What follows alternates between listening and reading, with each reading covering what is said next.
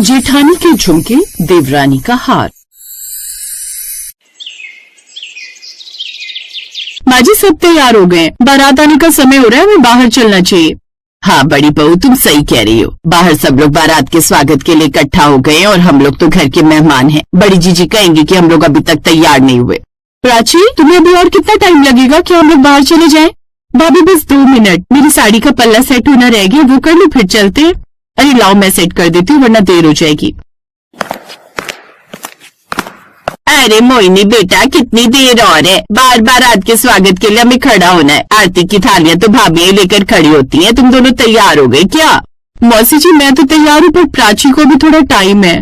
तो एक काम करो बड़ी बहू, प्राची तो बाद में तैयार होकर आ जाएगी। तुम थाली लेकर बारात का स्वागत करो। चलो पुष्पा तुम भी आ जाओ।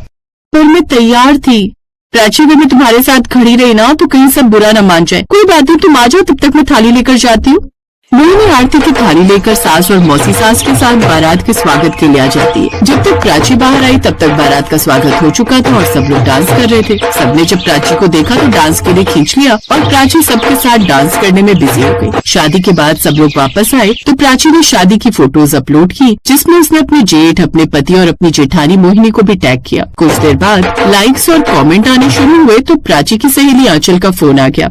प्राची, ये तुम्हारी मौसी सास के घर जो शादी थी उसमें तेरी जेठानी थाली पकड़ कर खड़ी है। क्या तूने बारात का स्वागत नहीं किया था? वैसे तो तू भी भाभी थी तो तुझे भी फोटोज में थाली पकड़ कर खड़ी होना चाहिए था, पर तू तो कोई दिखाई नहीं दे रही। तेरी जेठानी चमक रही है सारी फोटोज में थाली पकड़ कर, तू तो बस मुझे डांस में छुपी हुई सी दिखाई दे रही है। तेरी पूरी ड्रेस भी नजर नहीं आ रही। तेरी तो जेठानी का पूरा लहंगा अच्छे से चमक रहा है।